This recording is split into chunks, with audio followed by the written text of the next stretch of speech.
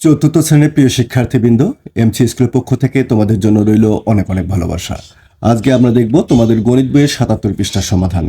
৭৭ পৃষ্ঠার ৪ নম্বর অঙ্কে বলছে মামুন সাহেবের মাসিক বেতন ৩০,০০০ টাকা। তিনি প্রতি মাসে ১৫,০০০ টাকা বাড়ি ভাড়া এবং ১৪,৫০০ টাকা অন্যান্য জিনিস খরচ করেন। তিনি ৭ মাসে কত টাকা জমা করেন?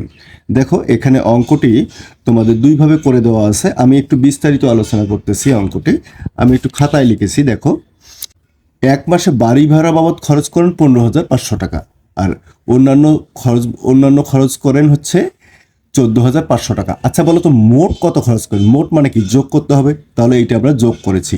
দেখো, যোগ করলে হবে ২৯,৫০০ টাকা, মানে ১৫,০০০ আর ১৪,৫০০ তোমার যোগ করবা হচ্ছে ২৯,৫০০ টাকা। এখন তিনি দেখো এখানে মোট বেতন পান ৩০,০০০ টাকা। যদি তার ২৯,৫০০ টাকা খরচ যায়, তাহলে তার কাছে থাকবে কয় টাকা? দেখো, আমরা মাইনাস করেছি। এক মাসে পান হচ্ছে ৩০,০০০ টাকা, তিনি খরচ করেন হচ্ছে ২৯,৫০০ টাকা। তার মানে তার কাছে থাকবে, বিয়োগ দেবো আমরা। তাহলে বিয়োগ দিলে হচ্ছে তার কাছে এক মাসে, অর্থাৎ এক মাসে থাকে হচ্ছে ৫০০ টাকা। এক মাস মানে প্রতি মাস মানে হচ্ছে এক মাসে থাকে ৫০০ টাকা। এখন বলছে ৭ মাসে কত টাকা থাকবে? তাহলে ৭ মাসে কত টাকা থাকবে? তাহলে ৫০০ গুণন ৭, তাহলে ৭ দ্বারা গুণ হবে, তাহলে ৫০০ গুণন ৭ হলে ৩৫০০ টাকা। আশা করি বুঝতে পারছো। এই অঙ্কটা এখানে বলা হয়েছে যে বাড়ি ভাড়া এবং অন্যান্য খরচ করেন ১৫,০০০ আর হচ্ছে ১৪,৫০০, মোট হচ্ছে ২৯,৫০০ টাকা। এক মাসে জমা করেন, তাহলে ৩০,০০০ থেকে ২৯,৫০০ বিয়োগ দিলে হচ্ছে ৫০০ টাকা। ৭ মাসে জমা করেন কত? এক মাসে জমা করেন ৫০০ টাকা, তাহলে ৭ মাসে জমা করেন বেশি হবে, তাহলে ৭ দ্বারা আমরা গুণ করেছি ৩৫০০ টাকা। এখানে দেখো বিকল্প সমাধান।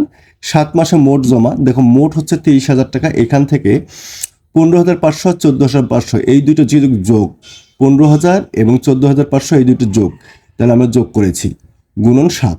দেখো, এইটা বন্ধনীর মধ্যে রেখেছি। এইটার কাজ আগে করব, যে কারণে এটা প্রথম বন্ধনীর মধ্যে রেখেছি। তারপর এইটার কাজ করব, তারপর দ্বিতীয় বন্ধনী, তারপর হচ্ছে ৭ হচ্ছে সবশেষে কাজ করব। দেখো, আমরা প্রথম বন্ধনী যে কাজ করি, এই দুইটা যোগ করলে হবে ২৯,৫০০, আর এখানে আছে ৩০,০০০ বিয়োগ হচ্ছে এটা ৭। তারপর দেখো ৩০,০০০ আর ২৯,৫০০ যদি আমরা বিয়োগ করি, থাকে হচ্ছে ৫০০ গুণন ৭, তাহলে ৫০০কে ৭ দ্বারা গুণ করলে হচ্ছে ৩৫০০ টাকা। এভাবে আমরা অঙ্কটির সমাধান করতে পারি। আশা করি বুঝতে পারছো।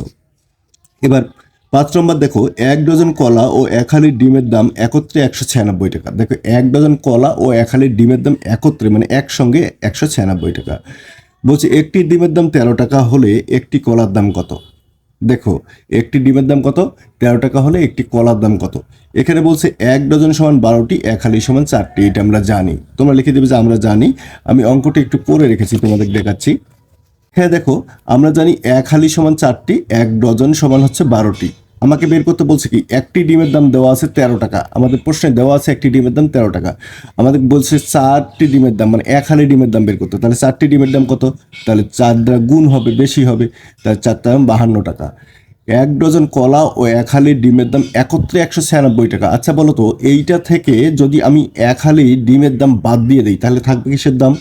১ ডজন কলার দাম। ১ ডজন মানে হচ্ছে ১২টা, তাহলে ১২টি কলার দাম ১৪০ টাকা। আচ্ছা বলো তো, ১২টি কলার দাম যদি ১৪০ টাকা হয়, একটি কলার দাম কত হবে? একটি কলার দাম কম হবে, মানে ভাগ করতে হবে। তাহলে ১৪০ ভাগ ১২, ১২ দ্বারা ভাগ করছি। তাহলে ১২ দ্বারা ১৪০কে ভাগ করলে হয় ১২। তবে একটু ভাগ করে নিবা। ১৪০কে ১২ দ্বারা ভাগ, তাহলে দেখো ১২ অক্ষে ১২, ২ আছে ৪ সমান ২, কেটে নামা হচ্ছে ৪, ১২ দুগুণ ২৪। তাহলে ১২ দ্বারা ১৪০কে ভাগ করলে হবে ১২। তাহলে উত্তর হচ্ছে কয় টাকা? একটি কলার দাম হচ্ছে ১২ টাকা। এটা বিকল্প সমাধান এখানে দেওয়া আছে। একটি কলার দাম ১৯৬ বিয়োগ হচ্ছে, এই যে প্রথমে আমরা কি কাজ করেছি? গুণের কাজ করেছি। আমরা প্রথমে ডিমের দামটা বের করে নিছি, তারপর ভাগ ১২। তারপর দেখো, এই ডিমের দাম, মোট টাকা থেকে ডিমের দাম বাদ দিয়ে দিছি, দিলে ১৪০ টাকা বের হবে। এইটাকে আমরা ১২ দ্বারা ভাগ দেবো। তাহলে ১২ দ্বারা ভাগ দিলে আমাদের ১২ টাকা বের হবে। ঠিক এখানে অঙ্কটি এভাবে সমাধান করা হয়েছে। দেখো, এখানে এই ৪টি ডিমের দাম ৪ গুণন ১৩, ৫২ টাকা। তারপর ১২টি কলার দাম, তাহলে মোট টাকা থেকে ৪টি ডিমের দাম বাদ দেওয়া হয়েছে, তাহলে হচ্ছে ১২টি ডিমের দাম বের হয়েছে, ১২টি কলার দাম বের হয়েছে। তাহলে একটি কলার দাম কত? ১২টি কলার দাম থেকে যদি আমরা ১২টি কলার দামকে যদি একটি কলার দাম বের করি, তাহলে আমরা ১২ দ্বারা ভাগ করব। তাহলে ১২ দ্বারা ভাগ করলে হচ্ছে ১২।